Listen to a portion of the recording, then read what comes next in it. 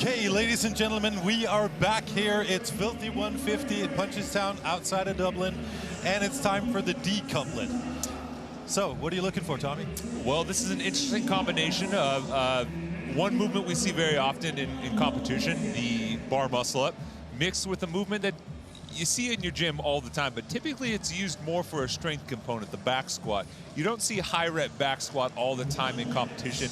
More so you see front squat, overhead squat, just because we're pulling it from the ground. But I like that we're seeing it here. You know, barbell has to come from the ground, has to come over the top. It's an interesting little couplet, very simple, 21-15-9, a classic rep scheme. So let's look at the competitors in heat number 2. It's in lane number 1, Desiree Rogers. In lane number 2, Carissa Mueller. Lane number 3, Hilary Steele. Lane number 4, Michelle Basnet. In lane number 5, Kelsey Kiel. Lane number 6, Andrea Solberg. In lane number 7, Javon Thompson. In lane number 8, Kimberly DeCray. In lane number 9, Simona Silva. And in lane number 10, Casey Wells. In lane number 11, we've got Ella Wilkinson. Pay attention to lane number 6, Andrea Solberg. She's actually your overall leader right now after one event. She absolutely blasted the handstand walk portions of event number 1 to buy her plenty of time to kind of rip the ski erg. She finished ahead of basically a who's who of CrossFit and Kristen Holte, Steph Chung, Sarah Sigmund's daughter. So. And the funny thing is, the wonderful community that we have reached out to us in this little break that we had. Andrea Solberg has competed in high-level gymnastics. She won the 400-meter challenge, the Dave Castro handstand challenge that Dave Castro threw out there. So some of the people who knew that before weren't too surprised to see her do good. Yeah, and she's going to like the bar muscle-ups here. One of the things that's really going to be important as we get towards the back half of this competition, we see athletes struggle, is efficiency of the kit. You can see Solberg on the right of your screen right there. Gets a nice high hip position, gets that bar right to the hip crease. Basically, all she has to do is just let gravity do its work as she rotates around the bar, almost to a complete lockout, just a slight dip. Looks really good. She was probably going to stick for, I think, 15 bar muscle-ups there to start. And one of the things that we know in the past is that it's been a challenge when gymnasts have gone to do the bar muscle-up, that their feet have come up too far. What happens? What is... So usually right now, at least with CrossFit competition, whether it's rings or the bar muscle-up, there's a horizontal plane that's created by the bar. Your feet can't go above that. Otherwise, it's technically known as a glide kip or an uprise, a movement that's very common in gymnastics. So to make sure that it stays designated as a muscle-up, they want to see the feet and knees stay below the horizontal line created by the barbell, or by the pull-up bar, sorry. Andrea Solberg onto her back squats right there. That is 60 kilos or 135 pounds if you're watching from the other side of the pond. And she's getting after it. And this weight, 60 kilos, about 132 pounds for for all of us Americans out there watching. This is a relatively light and manageable barbell for them. So the way this is programmed, 21-15-9, because you have to put the barbell back over to the front rack before you set it down, it really encourages unbroken sets here. So not only is the weight manageable to be able to do it, you're going to want to do it because putting the bar down is going to be costly.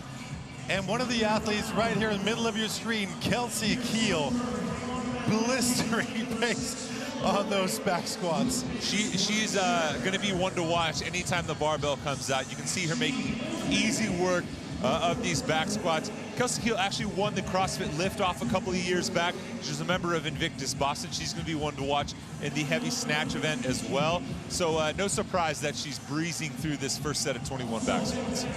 But back at the barbell, or at the rig, we have Andrea Solberg, and nobody else has even jumped onto the rig yet, as she's onto her 4th bar muscle-up. Now we've got a couple of other athletes as well, doing very well, but just impressive to see Andrea right here. And this round right here is really the crux. Anytime you get a 21-15-9 kind of rep scheme, the round of 15 is really where you make your break. It's the kind of turning point. By the time you get to the 9s, you can kind of see the light at the end of the tunnel. Most athletes can pour it on for those final few reps. But this round of 15, especially if you hang on for big chunks in the round of 21 for these bar muscle-ups, and coming off the biggest set of back squats, your heart rate's going to be up a little bit, your grip's going to be torn a little bit. If you can hang on for the round of 15 and get through quickly, that's kind of where you see athletes succeed. I think it's interesting to see how many athletes, like how do you do this? Do you go hard on the rig for the bar muscle ups, or do you go harder on the back squats and try to make it up there? Does that switch? What do you think would be the typical layup? You know, there's not a ton of interference here. You know, you have an upper body pull gymnastics movement combined with a primarily lower body movement in the back squat. The nice part about having it on your back instead of the front is you don't have that same level of tension that you would carrying it in the front rack. So you get a little bit of a break in order to breathe, kind of relax the hands. I'm surprised we're not seeing more athletes widen their grip out and release the fingers off of the barbell just to kind of give their forearms a break. But, I mean, at this point in time, you can kind of rest the other half of your body while you're working the other movement. So for the back squat, their arms and their pull are getting a little bit of a rest here, and by the time they get back to the barbell, they should have enough in the tank to hop up and make quick sets. And we see Andrea right here finishing off her set of 15 back squats as she makes her way back to the rig for the last set of 9 bar muscle-ups. And it should be noted, her round of 15, the last couple of bar muscle-ups, she was really fighting to get on top of the rig. She may have kind of flown too close to the sun here. Watch this first rep to see how she looks out. Not quite as effortless as she was to start with, but definitely still, well, looking good. And what you'll see here as athletes get tired, their torso kind of breaks the vertical plane of the bar a little bit more. They'll really push and fight to get their head through. That kind of puts them in a little bit deeper dip position. You know, when you're fresh and you're pulling to a little bit higher position, you don't really see them kind of get the head through as far. A pretty quick sign that they're getting pretty tired, and they're using every little bit of that kip to try and get them on top of the bar. And there she is, Andrea Solberg, putting the finishing touches on her bar muscle-ups. In the previous heat, we had one athlete, Samantha Petrich, got 5 out of 9 back squats on the last set, or on the last set of 9. She got 5 back squats. Looks like Andrea won't be anywhere near that. She'll once again, true to form, blasting everybody else out of the water. That'll make it 2 for 2 on heats. I mean, she won the first event overall, at least right now, going into the final women's heat. She'll have the top time to beat. Not a bad place to be, and she'll have the benefit of knowing that when we resort tomorrow, she'll be in that final heat and get to go toe-to-toe with some of the big dogs and not have to sit around and wait to see if her score holds up. It would appear that having a gymnastic background is a good thing when you are moving into CrossFit.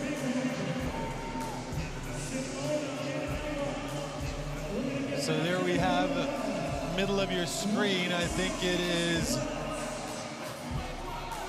Casey Wells. And here's Kelsey Kiel. We know that she's strong, we know that she likes to lift. How are the gymnastics doing for her? And not just the gymnastics under fatigue, right? This is 45 bar muscle-ups.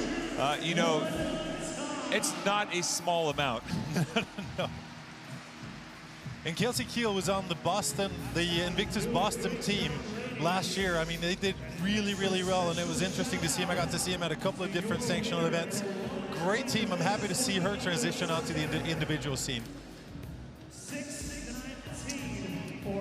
So Andrea Solberg finishing off with a smile. She's got to be very happy with the start that she got to this competition.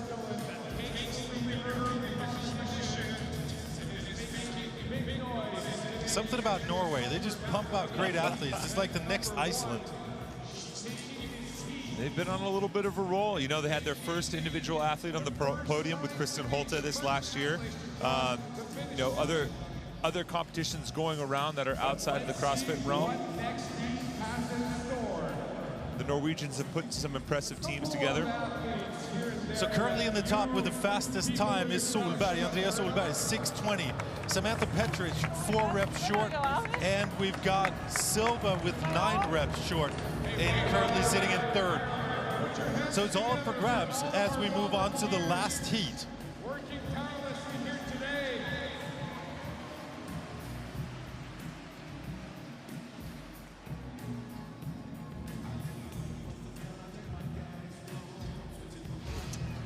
So a little bit of a recap of what we saw right here. It was all about Andrea Solberg. She got on the bar, or on the rig, and just tore the bar muscle-ups up. Got to the back squats, didn't go too fast, didn't go too slow, but was able to hold on to the bar, and then sprinting to the finish. It was a great way of partitioning the work, and as you said, she had to struggle for the bar muscle-ups, but still, very well executed. I'm impressed with how she attacked both workouts. In the very first event, she made no bones about coming out and attacking that first handstand walk. You kind of heard the crowd give a little bit of an ooh and ah when she kicked up. She was, 3 to 4 meters ahead of any other athlete in that regard. And then here she comes up for a big chunk, breaks the set of 21 into just 2 sets with a set of 15 to 16 to start, and then never really looked back. And sometimes when you have that level of competence, you can shoot for the moon and know that no matter what, you'll be able to finish and buy yourself some time. Her time will have to be challenged by the following athletes. Alexis Ditol in lane number 1. Tommy DePrima in lane number 2. Lane number 3, Stephanie Chung. Lane number 4, Samantha Briggs. Lane number 5, Emma McQuaid. Lane number 6, Christine Holte. Lane number 7, Sarah Sigmundsdottir. Lane number 8, Emilia Leppänen. Lane number 9, Nicole Burke. Lane number 10, Cheryl Nasso. And in lane number 11, Michaela Norman. Lane number 12, we've got Emily Lundberg. Who have you got in this heat? Ooh, this one's tough. I think this is going to be a great one for Kristen Holte. If she was fully healthy, I think this would be great for Sam Briggs. I'm really curious to see how her foot feels with the high rep squatting. Sam Briggs is one of the best in the world at muscle-ups. Kristen Holte, I think right now, after that first event, good at upper body pulling. The weight's not too heavy. She's really good at some of that high rep squatting. But keep your eyes on Cheryl Nasso as well. She's one of those athletes where she's going to fly on the bar muscle-ups. She's one of the lighter athletes in the field, smaller athletes in the field. She's been around for quite some time. Qualified in 2011 as a games athlete, qualified last year as well. So just kind of a dark horse to keep your eye on. Stephanie Chung. Yeah. Gymnastic background. Oh, yeah. It's a good point. Strong girl. Looking forward to seeing her out there as well. Had a strong performance starting off the week, a top 3 finish in event number 1. So what we're basically saying is that it's up for grabs, and these guys are all capable of putting each other in trouble.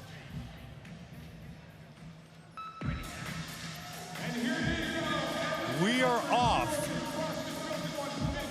Another one of the athletes I was looking forward to seeing is in the bottom of your screen, on the right side of your screen, Emily Lundberg right now.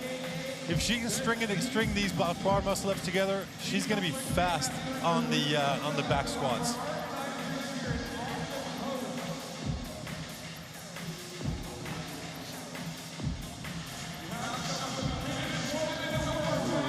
Christine Holte, I mean, that's just, it's insultingly easy to look at that woman move. It's just, she's impressive. She always has been, but she just gets more and more impressive and kind of falls into her own as an athlete. She's one of the athletes, I would have to say, of all the athletes that I've seen, she is one of the most committed to the little intricacies of the process.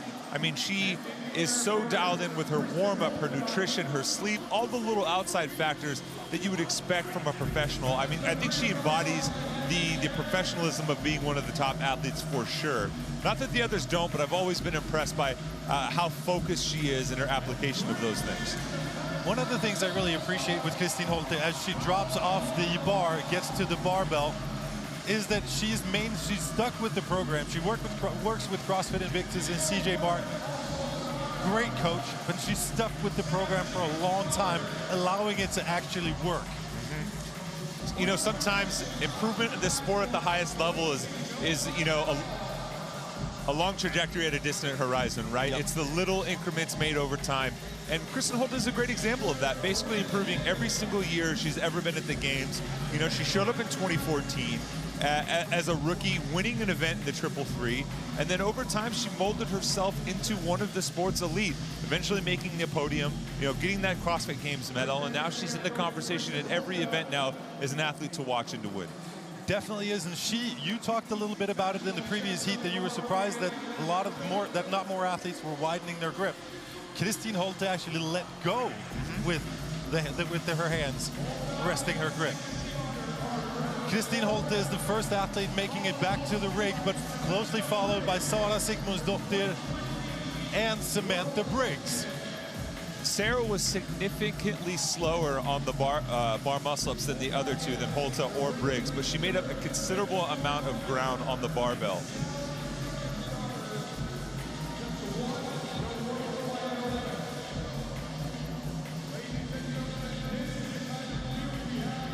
Sarah's fast on a set of 15 on the bar muscle-ups.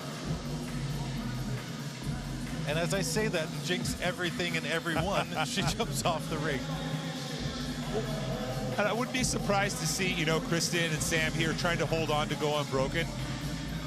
It's when you have a CrossFit Games invite in hand, you can use these competitions like this to kind of test the waters, maybe take some chances, and really kind of push the threshold a little bit, because it's all information that you could use and take back to training and kind of refine for later on in the season. Absolutely. You don't necessarily have the risk of what's at stake like you do later on in the season. At some of the bigger events where there's a bigger prize purse maybe, or, you know, at the CrossFit Games when you're, you know, in danger of getting cut. And Samantha Briggs, first one off of the rig, and she puts on her belt, tightens up her belt, which allows Christine Holte to come by, grab the barbell, be the first one to pick up the barbell for the set of 15, and gets right into it.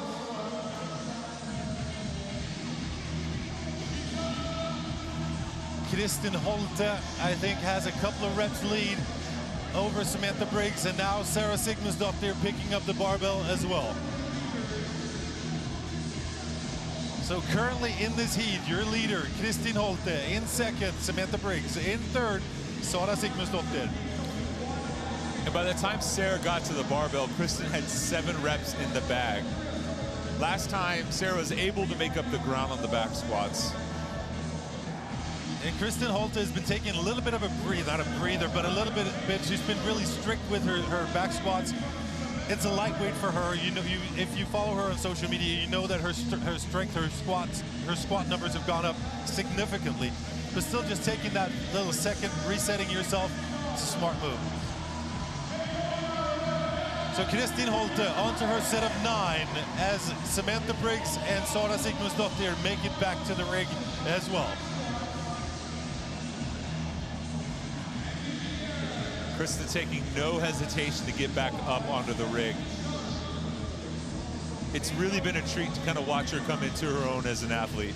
Not only just from a confidence standpoint, but the way she carries herself around the competition floor. You know, I'll be honest, when she showed up, she was a little shy. You know, one of those athletes that maybe not sure if they belong there at that level. And then, you know, before you know it, she's walking around as one of the big dogs.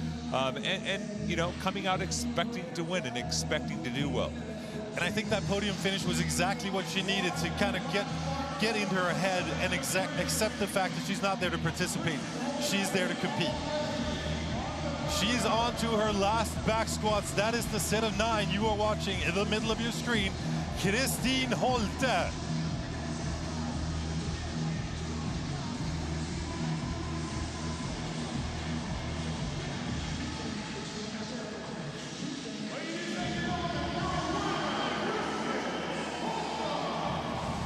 Christine Holte, ladies and gentlemen, just finished off the D-Couplet. So it's between Sara Sigmundsdottir and Samantha Briggs. Who will be the next one to finish? The answer is Sara Sigmundsdottir. Sarah made up a ton of ground in that last round of 9. She got back to the bar muscle-ups, just 2 to 3 reps behind Sam.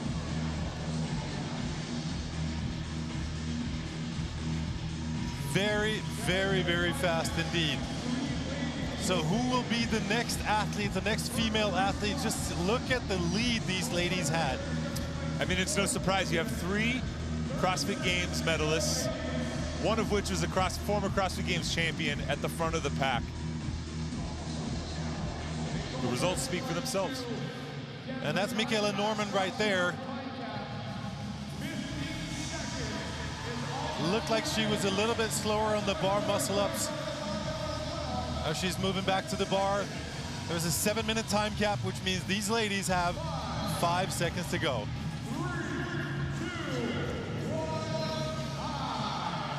And it's time.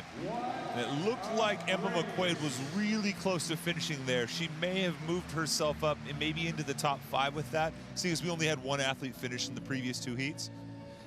Incredible. And here she is, Christine Holte, in the middle of your screen right now. She did an amazing job. She finished this workout in 5 minutes and 41 seconds. Sara Sigmundsdottir in 6 minutes and 2 seconds, and Sam Briggs 6 minutes and 6 seconds. We're going to try to get a word with Christine Holte in a second just to find out how that felt. An impressive performance from her by far. I mean, anytime you go toe-to-toe with Sara Sigmundsdottir and Sam Briggs and you walk away as the winner, you know, that's something to be proud of. You should be pretty happy.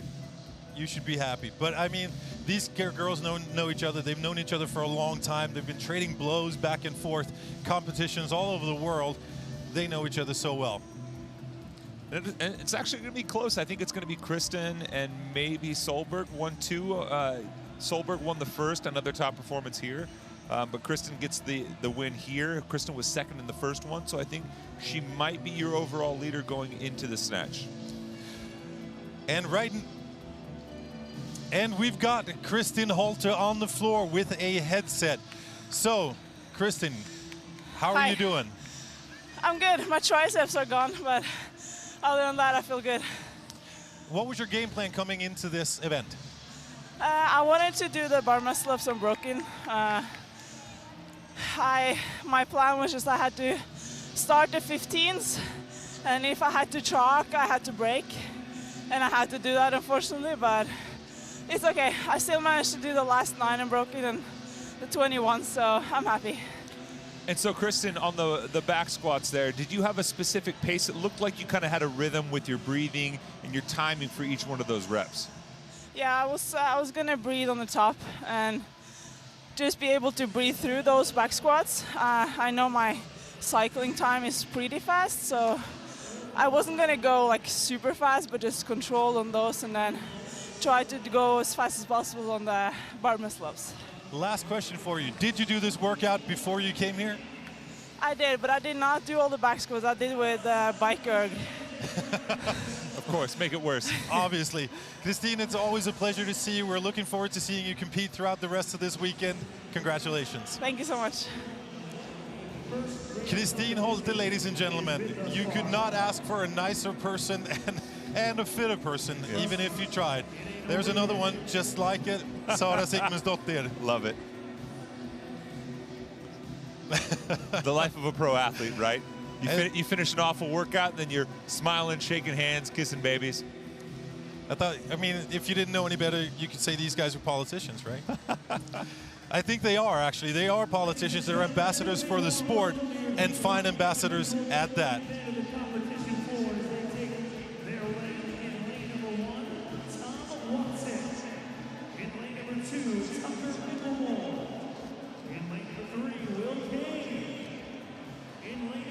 So the stage has been set for the men to take on the D-Couplet. They're going to do 21, 15, 9 bar muscle-ups and back squats. The men will be using 90 kilos. The time cap is 7 minutes. Tommy, what are you looking for?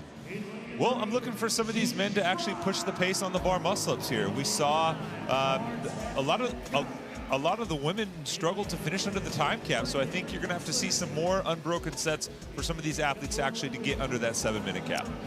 The athletes taking on this workout will be in lane number 1, Tom Watson, lane number 2, Tucker McElmore, in lane number 3, Will Kane, lane number 4, Tyler Lloyd, lane number 5, Andre Hudea, in lane number 6, Mike Wagner, lane number 7, Jake Berman, lane number 8, Jake Fry, lane number 9, Bartek Glibka, in lane number 10, Brendan Castlin, and we've got in lane number 11, Ty Laramie. So you're looking for people to, or the athletes to be more aggressive on the bar muscle-ups. Yeah, I think seeing how close so many of those female athletes came to getting capped, and seeing the successes of athletes like Sarah Sigmundsdottir and Kristen Holte, who went for those bigger unbroken sets. I think some of these men are very capable of you know, popping off big sets, 15, 16 bar muscle-ups, and then recovering well enough on the back squat. I think the back squat's light enough. If they manage, we listened to Kristen Holte talk about taking a quick break and allowing her her forearms to rest while she's on the back squat. Maybe go for broke here, especially if you're in the first heat. And we're about to get these athletes on the way. It'll be interesting to see if they listen to the expert advice of Tommy Marquez. I know I would. And they are on the way. I'm just wondering, when it comes to being more aggressive on the bar muscle-ups, is there a chance that if you're a less experienced athlete, that you get sucked into the deep end of the pool by some of these sharks that kind of go unbroken? You're like, well, I was going to break it, but you know what? I think I'm going to go unbroken anyways. It's very possible, but you know, that can work two ways sometimes. You know, the adrenaline of competition can pull you beyond your limits and help you realize that you're more capable than you thought.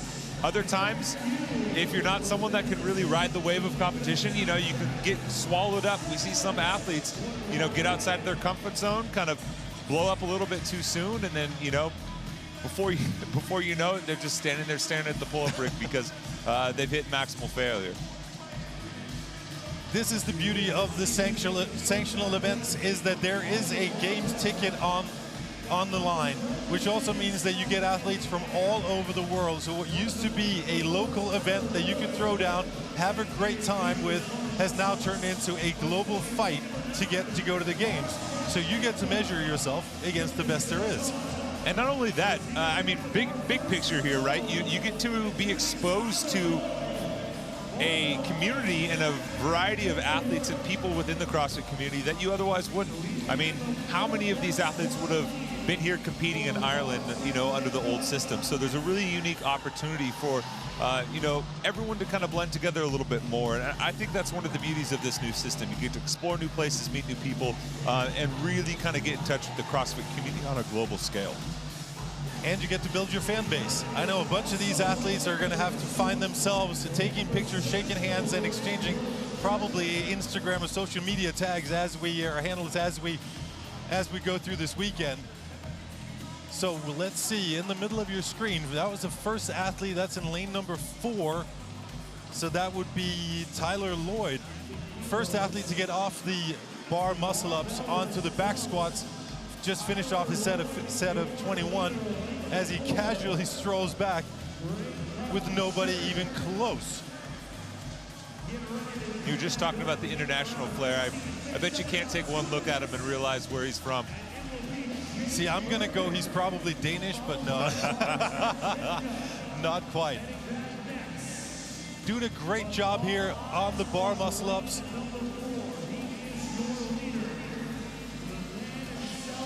He has got 5 or 6 reps already before anybody else makes it onto the bar.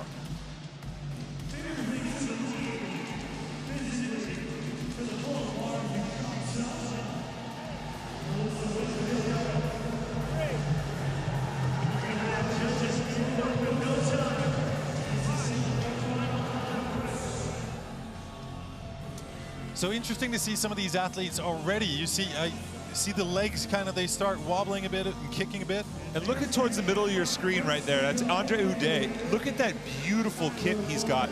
You talk about that arch hollow position, you know, shoulder mobility, utilizing the opening of the chest as you get towards to the bottom, using that momentum to help create your kip swing.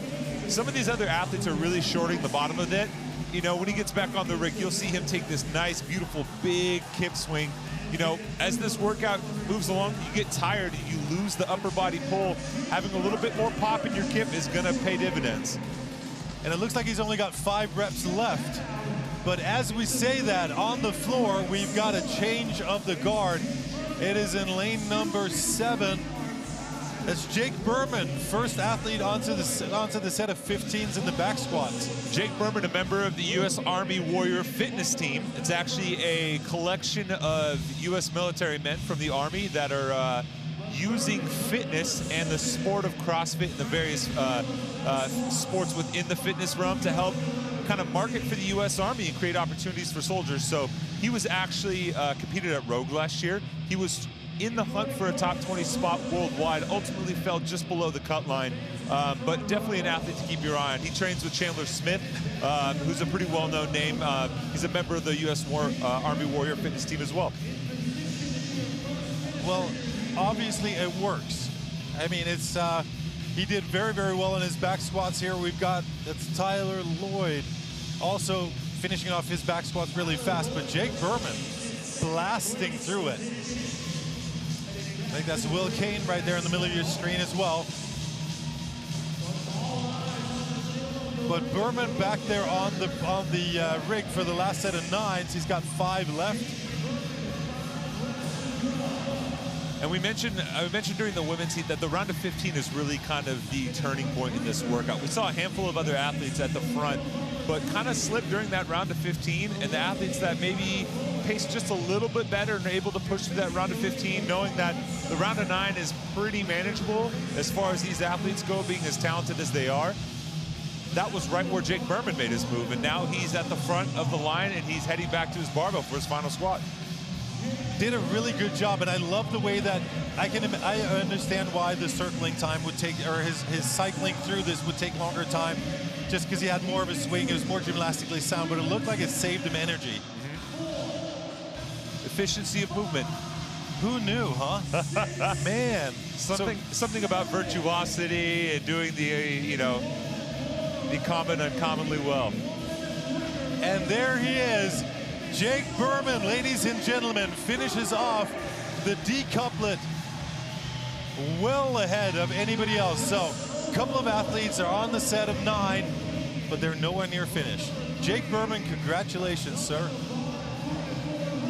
Will Kane in lane number 3 finishes off as well. So he passed by Tyler Lloyd while Tyler is out here slugging it out with Andre Houdet.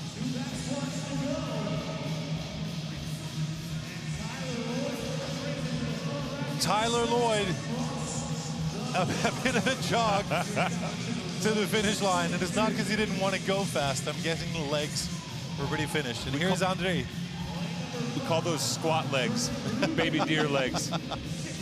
We push the pace on the squats and suddenly you can't lift your knees up anymore.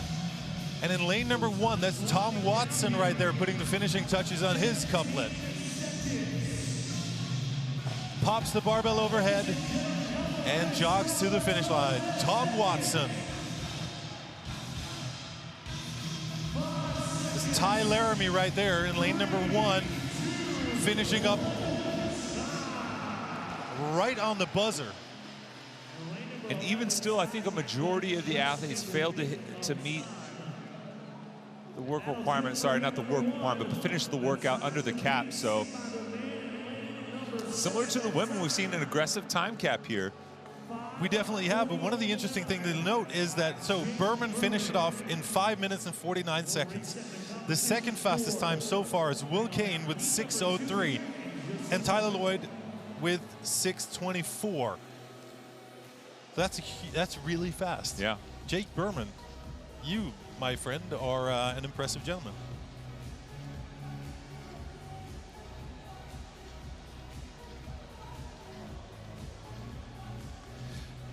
So we've got athletes lying out on the floor as we get the judges ready and the volunteers reset the stage for the next heat about to get on the way.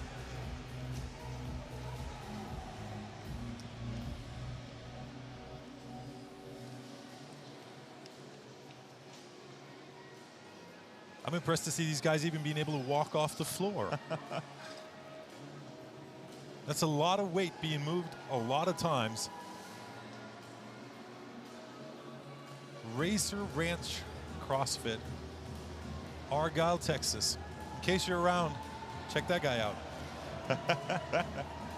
We are about to get set for the last heat, and I'm gonna have to go to my notes here because once again, the amazing community that we're a part of got in touch with us. And they are on the way. Can pull you beyond your limits. Well, here's a bit of a recap. we're seeing the athletes right here. It was all about Tyler Lloyd to start with, but Jake Berman had it all in the tank. Yep. Saved it for the second round and went for the win. Yep, right around the round of 15, Berman made a push, holding on for a longer set in the bar muscle-up. It was enough to give him a slight lead. Held on during the round of 9s, and he walks away with the top time going into the second heat. So, last heat that is on the way. The male athletes are making it onto the floor. And we talked about Milos a little bit earlier. Community reached out and said, you know what, dudes, here's how you pronounce his name. And I'm going to try, and hopefully it's better. If not, let me hear it again. So in lane number 1, Sam Stewart. Lane number 2, Klaus Ugehoy has withdrawn. Lane number 3, Linus Pesenda. Lane number 4, Brian Wong. Lane number 5, Devin O'Neill. Lane number 6, Dan Bailey. Lane number 7, and here we go, Miłosz Stawuszyński. Hope that's better. Jonathan Gibson in lane number 8. Reggie Fossa, lane number 9. Drew Wayman in lane number 10. And we have in lane number 11, Nick Matthew. Both Milos and Drew had top performances in that first event, so hoping to kind of keep the ball rolling here in the second event and hopefully set themselves up nicely to move up into that top heat going into day number 2. Dan Bailey, a fan favorite. Nice to see him back out on the competition floor. This is going to be a good test for him. Remember, he's been injured the last couple of years. On top of a shoulder surgery, he actually had a torn patellar tendon during the heavy squat cleans, I believe, of 18.2A. So this is going to be a good test for him, just to test the health of that knee, as well as just kind of give a good overall fitness test for him with the shoulder as well. So he's having both of the areas that he had work done on and ultimately had to rehab from injury tested in one event. I just have to correct myself. It's not the last heat of male athletes. There's another heat after that. Thank God for that, because this entertainment is not something I'd want to miss. We just saw Drew Wayman on your screen, one of my favorite athletes. I call him the Big Red Express. He kind of came onto the scene a couple years ago when he was actually beating Matt Fraser after day 1 of the Central Regional. That was back when we had Regional Linda. Ultimately, he did make the CrossFit Games, but that was kind of his announcement to the scene. Nearly made the games last year and hoping to kind of finally make his rookie appearance this year. So there he was in the middle of your screen there, Dan Bailey, but he's not going to get anything for free. These guys are out with a vengeance. And you know that Drew Wayman right here, he did really, I saw him in Reykjavik, and I saw him at a couple of other shows last year, and he just did really, really well. We talked about the development of Kristen Holte. What do you think Drew has worked on before this season?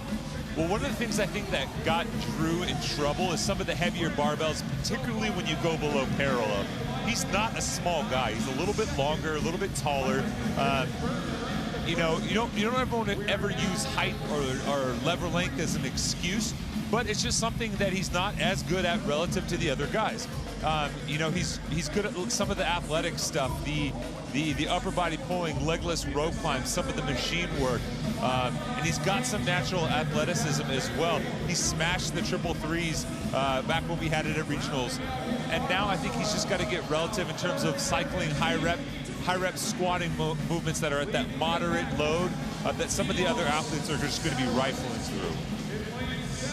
So we had 3 athletes on the floor grabbing the barbell a little bit ahead of everybody else, but it was a very small lead. I actually like this technique here with the back squat. You get to widen the arms out a little bit, kind of relax the forearms, relax the hands. I think it's smart, and I think it's interesting to see a bunch of different techniques. I mean, if you have mobility to boot, go a little bit narrow. You're not going to tax yourself at all. You may get a better positioning on the barbell. But if you don't, you need to make some kind of compensation for it. And once again, it just kind of clears out the excuses that you hear. So, oh, well, my shoulder mobility. And there you see Dan Bailey doing the same thing, just going a little bit wider on the grip.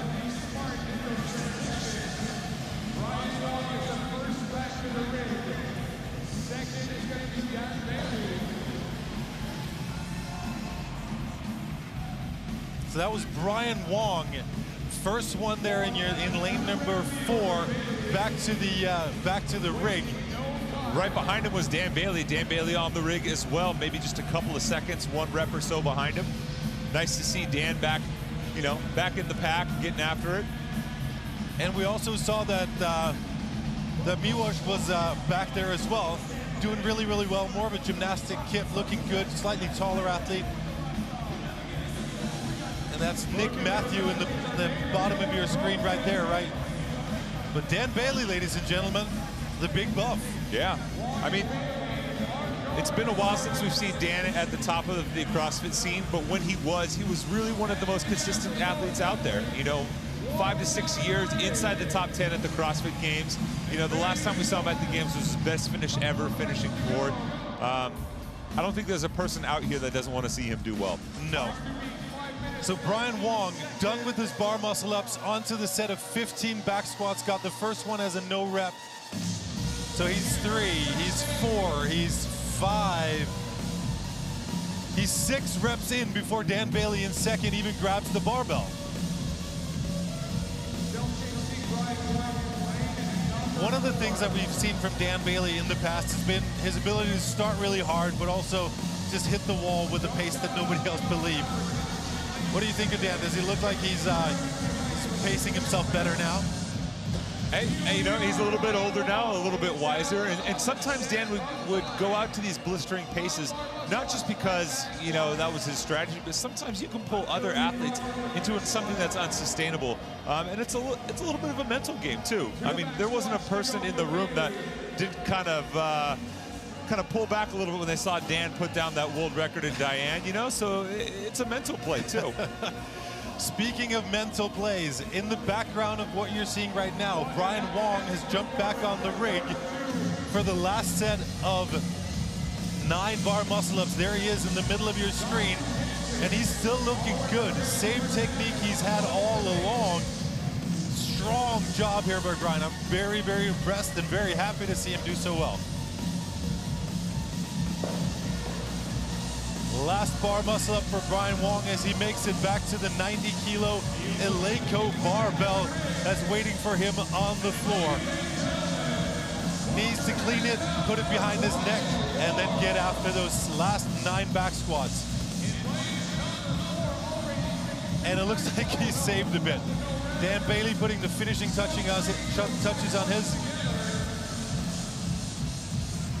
But Brian Wong, ladies and gentlemen, remember the name. I think we'll be seeing more of him this weekend as he sprints to the finish. 5:13. Unofficial in any way, shape, or form. Remember that the fastest time so far was 5:49. Brian Wong, no stranger to decent competition. He's been at the Central Regional 3 times.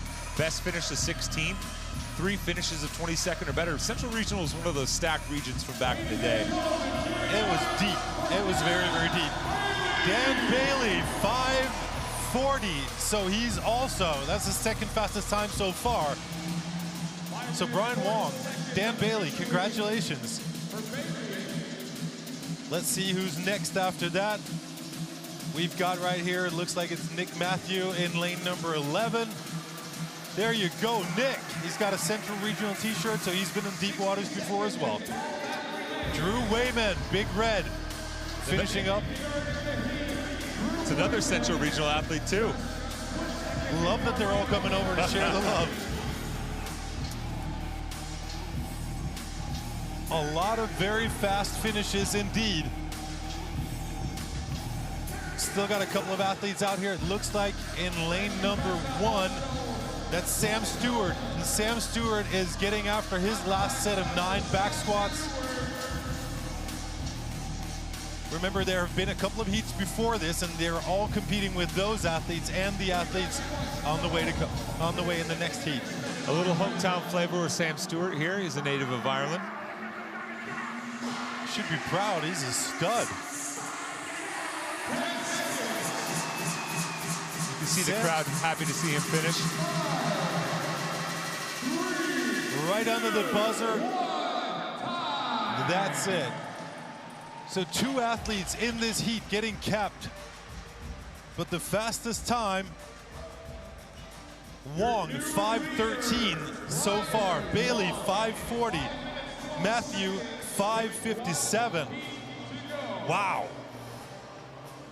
Wow. Impressive. impressive performance from two guys used to throwing down side by side at the Central Regional. Probably some pretty good banter going on as well. And once again, we see the heat winner kind of show up and make a push during that round of 15. Brian Wong came out during that round of 15, really established himself as the front runner. Maybe saved a little bit in the tank because he flew through that round of 9. And he's, going into the final heat with the top time.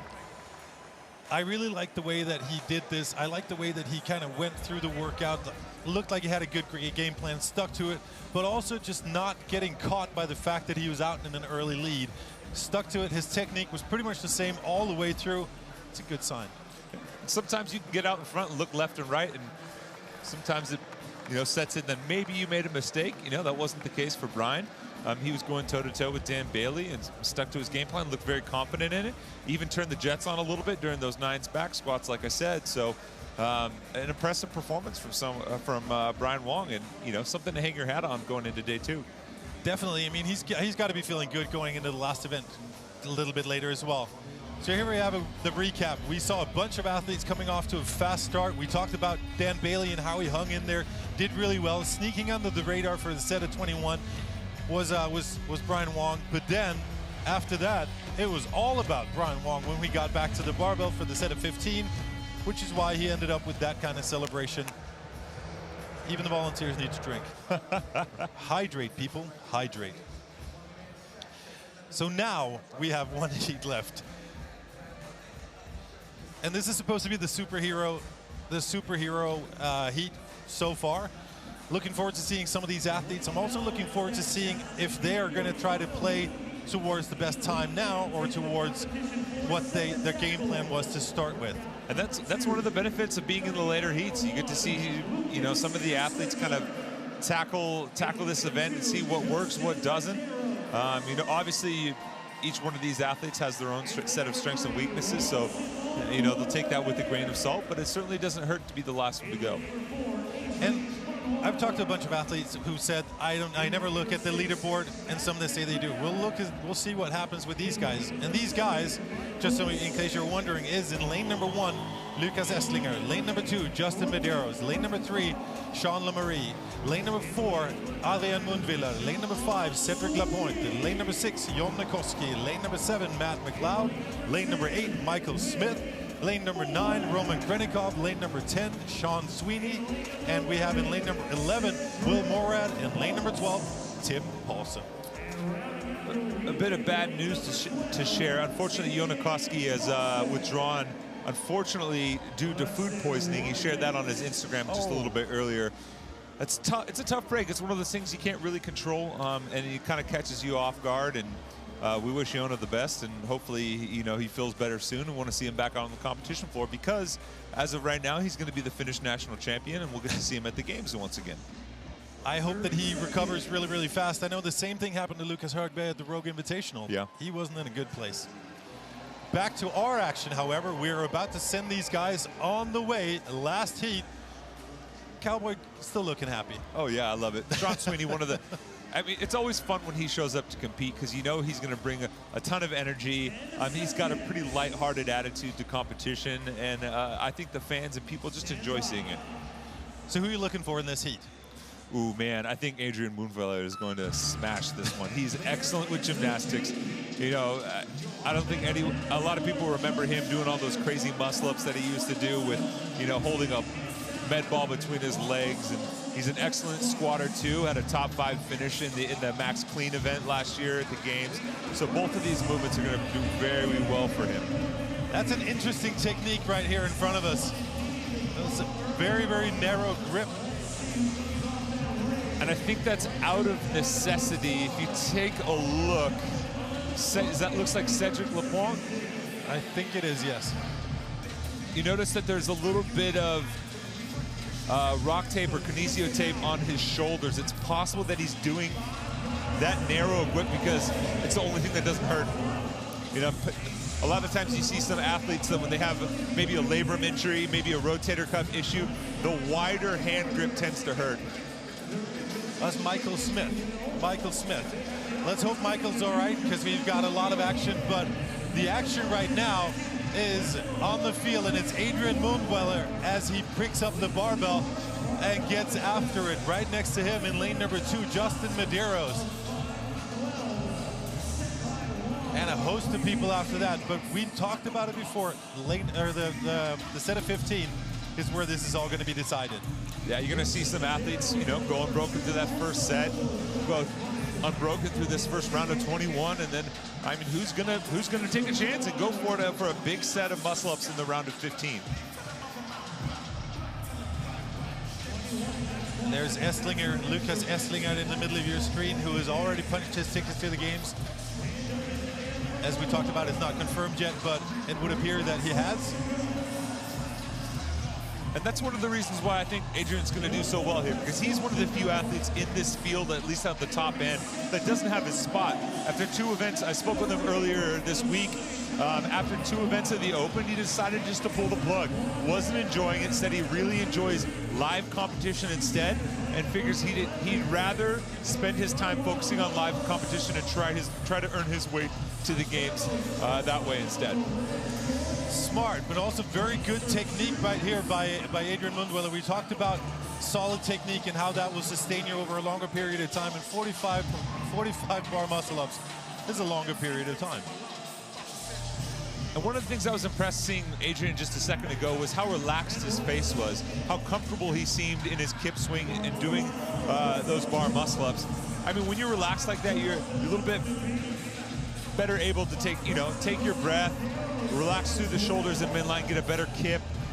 You know, it doesn't really pay to be very tense during a movement like this.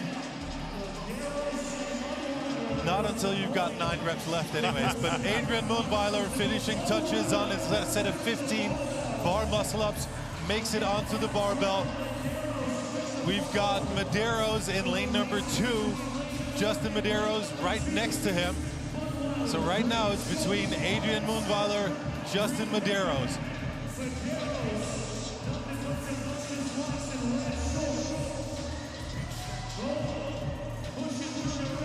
And joining them now is Matt McLeod, one of the surprise stories from the 2019 games, the rookie of the year on the men's side out of Australia, breaking into the top 10 in his first year. You've got to love anybody that travels to Dublin from Australia to compete. It's not an easy trip. No. So Adrian Mundwiller, his last back squat, back to the set of 9 bar muscle-ups for Adrian Mundwiller. And it looks like Cedric Laporte has caught up to him, or is at least pulling even with them as he goes back to the rig as well. Or maybe that's Justin, I'm not sure. I believe that's Cedric all the way over at the end of this. I think it is Cedric all the way at the back. Snuck under the radar for the set of 15, as we said you could, and then we miss it. I like that. And you know, as of today, Cedric was in a qualifying spot through the Open as well. He famously had a major penalty overturned in the Open after appeal that kind of reignited his chances to make it to the CrossFit Games, and now he's here competing, throwing down in Ireland. And so Adrian Mundwiller back on the barbell. Justin Medeiros right after him. Cedric in the top, or well, not quite on your screen right now, but in 3rd. So let's see if Adrian Mundwiller can hold on to the lead. One more rep. Adrian Mundwiller. Adrian Mundwiller. And then Justin Medeiros, and that's Cedric in the top on lane number 11. And it looks like Adrian just punched a new fastest time in this workout. Impressive performance from Mundwiller. Sean Sweeney finishing up. Matt McLeod finishing up. This is a fast heat. That's Will Morad right there, finishing up as well. Roman Krenikov making it onto his last 9. And as I say that, we've got more athletes finishing up. Just to bring a little perspective, the top time from the very first heat was 5:49. we have about 7 to 8 individuals that beat that time in this last heat alone. Roman Krenikov, ladies and gentlemen, top middle of your screen, qualified for the games twice, haven't been able to go yet. Still on the circuit, and love to see this guy compete. And events like this are important for him because there's no guarantee that he's going to make it to the games. So from a career perspective, you know, being able to show up to these events and compete and get some competition under your belt, whether it's prize money or exposure, is super important. And that's Tim Paulson right there, bottom of your screen, putting the finishing touches on his back squats.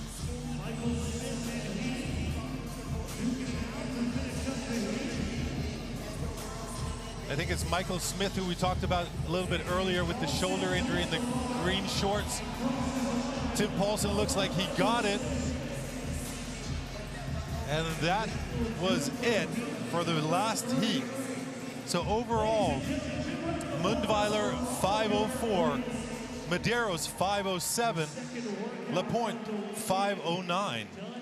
Everybody in the last heat. Very, very impressive indeed. And it's a tricky workout as well. I mean, it's just, it's nasty, kind of the way Fran was the first time you experienced it. And this is something that, you know, if you really push the pace on it, could be something that's going to have an effect the rest of the weekend, right? You really go fast on these squats, get below parallel quickly, along with a high rep bar muscle up. I guarantee you the guys are going to start to feel the fatigue in their lats and their biceps and their legs as this weekend pours on. Because we still have, as far as we know, 6 more events to go. And do you think this is going to play out or have any effect on the snatch event a little bit later today? Yes, because I mean, for those 2 muscle groups we talked about, you know, you're pulling strength with your upper body and you're pushing strength with your legs. Those are the 2 key components in the snatch, right? You know, and now you got to reload very quickly and hit a 1 RM. But then again, you know, that's kind of what makes this CrossFit, right? That's what separates it from gymnastics or just weightlifting, is the mixing of these modalities and being able to do so in a time frame that would make most other sports kind of turn their nose at it, right? And then still be able to do so at a very proficient level. So at least for some of these athletes at the top, they're very comfortable doing that, so it shouldn't be much of an issue. But I guarantee it's going to have a slight effect, maybe to the effect of, you know, 5 to 10 kilos here or there. It'll be interesting to see when we get to that point. For now, the D-Couplet for the individual athletes is over. And we have Adrian Mundwiller ready for an interview here. Adrian, buddy, how are you doing? Hello, guys. You looking good? Dude, you always look good. How are you doing right now? Thank you. I'm good. Oh, that was hard. Was it harder than you thought it was going to be? Yeah, I tried it in practice. It was much easier. But the ski erg like fatigued me a bit, my grip, my arms. Sorry. Yeah, but it was good. Like I knew I gonna to win this. I had to win it, and I won it. It's good. And so, what was your strategy as far as the bar muscle-ups were concerned? I know you're very proficient in gymnastics, and that's something you typically excel at. I'm very disappointed in myself. I want to go unbroken. I had to break the 10-15, like the 15 in 10 and 5, just because my grip. Like I want to go sure I'm not gonna miss the last 9. So goal was unbroken, but 1 break to be smart in a workout. And like I said, I had a bit of fatigue in the arms. How do you feel before the snatch event later today? Do you have a number in your head that you want to throw up there? Oh my God, okay, snatch. This is fucking next level. When I saw that event, I was like, this is going to be a lot of fun. I snatched like 5 weeks ago in Sweden, 135 in a competition. That would be cool. Like my 1 RM is 140. I'm feeling pretty strong, so like, I want to throw heavy damn weights today. So, and I have to. So yeah, we're gonna see. And you kind of bowed out of the Open after a couple of weeks because you prefer live competition. So what does it mean to you to be back on the competition floor at the opening sanctional of the CrossFit Games season this year? Oh, I think it's a lot of fun. Like I have done since the games 4 competitions already. The first one was like 3 weeks after the games. I love competing. I love to have guys next to me and like pushing me. I don't like the Open where it's like me against the clock or like some guys somewhere on the other side of the world. I like to see the guys, to feel the atmosphere and then just go nuts. So, like they gave us 2 options. You can do the Open or sanctionals. I choose the sanctional. And yeah, I prefer to do a 3-day competition instead of 5 weeks.